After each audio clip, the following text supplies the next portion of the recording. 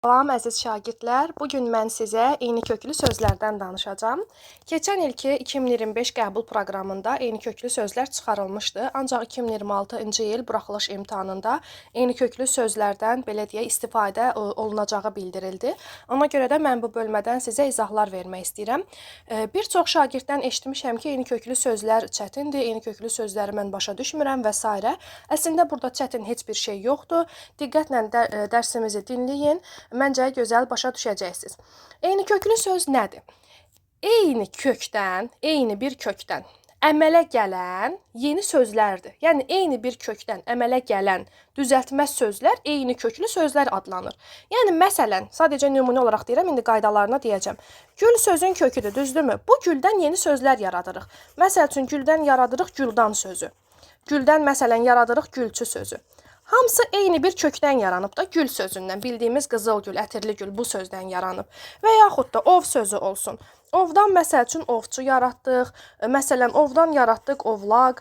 Məsəl üçün ov biz bilirik ki, gedirik məsəl üçün meşələrdə ov edir insanlar. Ovçu kimdir? Həmən ovu işini həyata keçirən insan. Ovlaq həmən sahənin adına deyirlər, hansı ki gedib oradan ov ovluyurlar. Bax bu formada və yaxud da ki ovlamaq sözü olsun. Sadəcə bəzən biz xüsusi hissələr var ki, bunlara diqqət etməliyik. Bəs o xüsusi hissələr, diqqət etməli olduğumuz məqamlar nələrdir? Birinci qaydamız odur ki, söz mütləq düzəltmə olmalıdır. Yəni, söz, buradan qeyd eləyirəm, söz düzəltmə olmalıdır. Yəni, biz axı deyirik ki, eyni köklü söz yeni yaranan sözlərdir. Məsəl üçün, ov sözünün özünü sizinlə bu yuxarıdakılarla eyni sırada versə ki, ovla sözü, ovçu sözü, məsələn, bir dənə də ov sözü verilibdir. Ov burada yeni söz sayılmır. Ovdan yaranan sözlər də eyni köklü sözlər. Bunun özü eyni köklü sayılmır. Baxın, bu eyni köklü deyil. Bundan yaranan sözlər də eyni köklü sözlər. Yəni, söz mütləq düzəltmə olmalıdır. Sözdə mütləq leksik şəkilçi olmalıdır. Mütləq düzəltmə olmalıdır və sözdə mütləq leksik şəkilçi olmalıdır. Sözün üzərində qrammatik şəkilçi ola bilər. Amma əsas odur ki, söz düzəltmə olsun. Daha sonra istəyir qrammatik işlənsin, istəyir işlənməsin. Yəni, bu bizə belə deyək də fərq etməz. Amma söz mütləq düzəltmə olmalıdır. İkinci qayda odur ki, sözlərin kökü eyni nitq hissəsi olsun. Kökü eyni nitq hissəsi olsun. İndi mən sizə buna aid nümunələr deyəcəm. Biz orada baxacağıq ki, bu eyni nitq hissəsi olmaq bizə niyə lazımdır. Üçüncü qayda isə odur ki, sözlərin kökü eyni mənanı versin. Bəzən elə ola bilər ki, eyni nitq hissəsi olar, amma eyni mənanı verməz. Ona görə də gəlin bir nümunə üzərindən biz bu sözlərə baxaq. Məsələn, sizə verilibdir bağça sözü, bağlar sözü, bağban sözü, bağlı sözü, tutaq ki, bağdakı sözü və s. Gəlin indi bunun üzərindən baxaq. İlk işiniz, sanki level gedirsiniz. İlk işiniz odur ki, söz mütləq düzəltmə olmalıdır, düzdürmü? Gəlin kök şəkilçiyə ayıraq baxaq. Bağdan, bağça. Bağdan, larlar qrammatik şəkilçidir. Bağdan, bağban. Bağdan, bağlı, bağdan, bağdakı sözü yarandı. Bizim birinci qaydamız nə deyir? Deyir ki, söz mütləq düzəltmə olsun. Gəlin baxaq. Bağça düzəltmədir, qalsın. Bağlar düzəltmə deyil. Ona görə biz bunu çıxırıq. Bağban düzəltmədi qalsın. Bağlı, məsələn, düzəltmədi qalsın. Bağdakı düzəltmədi qalsın. Gəlin, lap bura, məsələn, deyirəm, sadəcə bağ sözünü yazaq. Bu bir kökdür. Amma biz bunu da götürməyəcəyik, çünki bu da sadə sözdür. İndi baxaq. İkinci hissədə bizdən nə istəyir? İkinci hissədə deyir ki, sözlərin kökü eyni nitq hissəsi olsun. Gəlin, baxaq, görək, eyni nitq hissəsidirmi? Bağça sözünün kökü olan bağ, yaşıllıq, həyət mənasını verir və isimdir. Bağban sözünün kökü olan bağda isimdir. Bağlı sözünün kökü olan bağda isimdir. Bağdakı sözünün kökü olan bağda isimdir. Buradan biz heç nəyə çıxmadıq. Hələ ki, bu sözlər bizdən davam edir. Üçüncü qayda odur ki, sözlərin kökü eyni mənanı versin. Gəlin görək, köklər eyni mənanı verir. Birinci bağçadakı bağ, dedik ki, yaşıllıq mənasını verən bağdır. Yəni, həyət, bağ, bağça mənasındadır. Bu bağban sözündəki bağda yaşıllıq, həyət mənasını verən bağdır. Bağlı sözündəki bağ isə Deyirik ayaqqabının bağı. Bax, həmən bağdır. Bu, ip mənasını verən bağdır.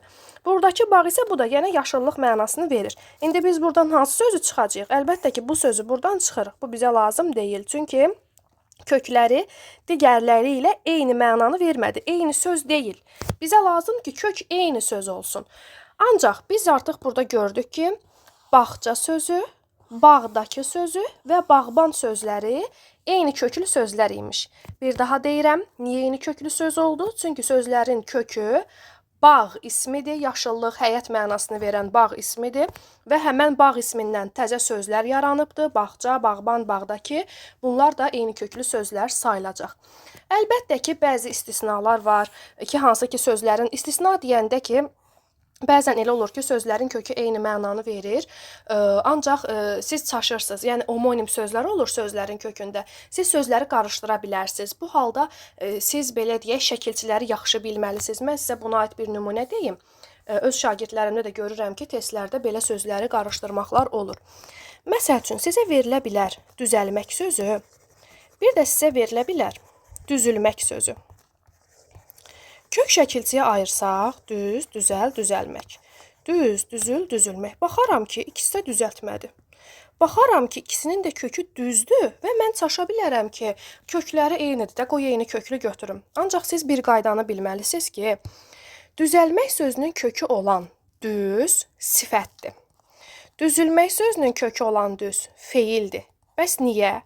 Səbəb budur ki, biz sizlə şəkilçilər feil bölməsində, belə deyək, yox, şəkilçilər öyrənirik. Al, əl şəkilçisi adlardan feil düzəldən bir şəkilçidir. Adlardan feil düzəldir. Bundan başqa şəkilçilər də var adlardan feil düzəldən. Al, əl var, lan, lən var, laş, ləş var və s. Siz feili keçəndə bunları keçəcəksiniz. Il şəkilçisi isə feildən feil düzəldən bir şəkilçidir. Yəni, bu bir qaydadır. Feildən feil düzəldir bu şəkilçi ancaq. Deməli, bu sözün kökü olan düz sifət imiş. Bu sözün kökü, yəni aşağıdakı sözümüzün kökü olan düz isə feil imiş. Onda uşaqlar, bu sözlər eyni köklü sayılmır. Bunlar eyni köklü deyil. Yəni, siz şəkilçiləri də bilməlisiniz. Baxın, bu sözlər artıq bir-birinə homonim olan sözlərdir. Biri var düzmək feili, bir də var əyri düz deyirik sifət mənasında. Yəni, kökü homonimdir. Siz qaydada görə bilərsiniz ki, kökü homonim olan sözlər eyni köklü ola bilməz. Bunu səthi olaraq əzbərləməyin. Bunu dərk eləyin ki, bu qayda sizə aydın oldu. Yəni, siz şəkilçiləri bilsəz, heç bir çətinlik çəkməzsiniz. Və yaxud da, başqa məsəl üçün, gəlin bir nümunəyə baxaq. Məsələn, sizə verilibdir daşlıq sözü, sizə verilibdir daşlamaq sözü və yaxud da bir dənə də sizə verilibdir daşqın sözü. Baxın, daşlıq sözünün kökü olan daş, bu yerdə olur daş, bərk daş, həmən daşdır, isimdir. Daşlamaq sözünün kökü də həmən daşdır, o yerdə olan isim. Bəs daşqın sözünün kökü olan daş nədir? Məsəl üçün, su daşıb, daşımaq feilidir. Bu artıq daşımaq feilidir. Buradakı daşlar, yəni bu məsəl üçün daşla bu daş homonimdir. Ona görə də məsələn, bu ikisi kökləri eyni mənanı verdiyinə, eyni nitq hissəsi olduğuna görə eyni köklü olacaq, amma bu onlarla eyni köklü sayılmayacaq. Hətta məsəl üçün elə burada sizə bir məsələni deyim. Baxın, bu daşlamaq sözündə qrammatik şəkilçi də var. Birdən siz düşünərsiniz ki, burada qrammatik şəkilçi var axı. Niyə məsələn eyni köklü götürdük biz bunu? Axı mən sizə əvvəldə dedim, qrammatik şəkilçi olsa da olar. Əsas odur ki, söz düzəltmə söz olsun.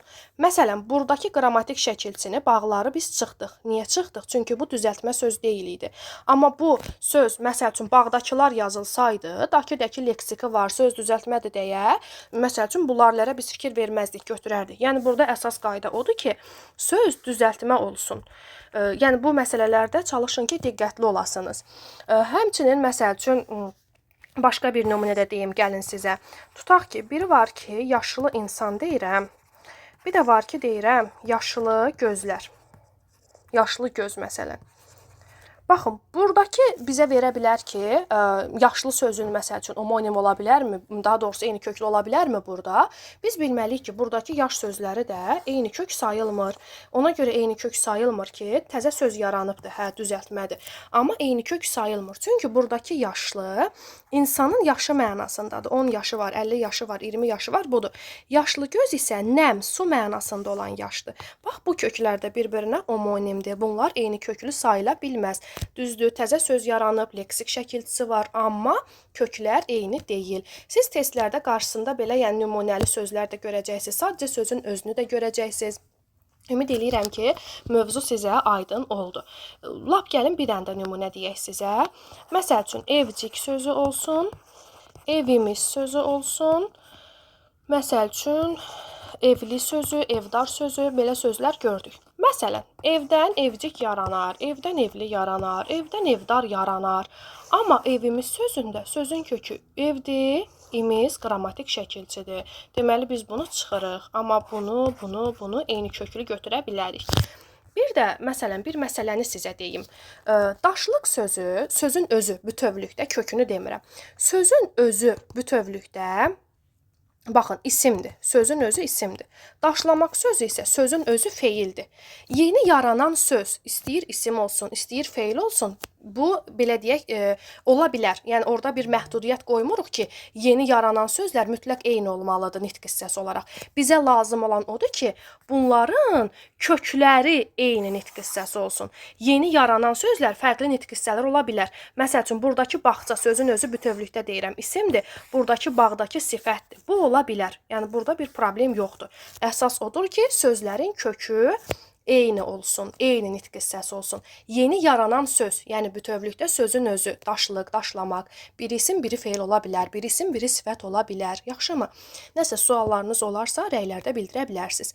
Mən bu mövzuya aid topludan olan testlərin izahlarını da verəcəm, onları da inşallah kanala yükləyəcəm. Abunə olsanız, rəylərdə fikirlərinizi yazsanız sevinərəm.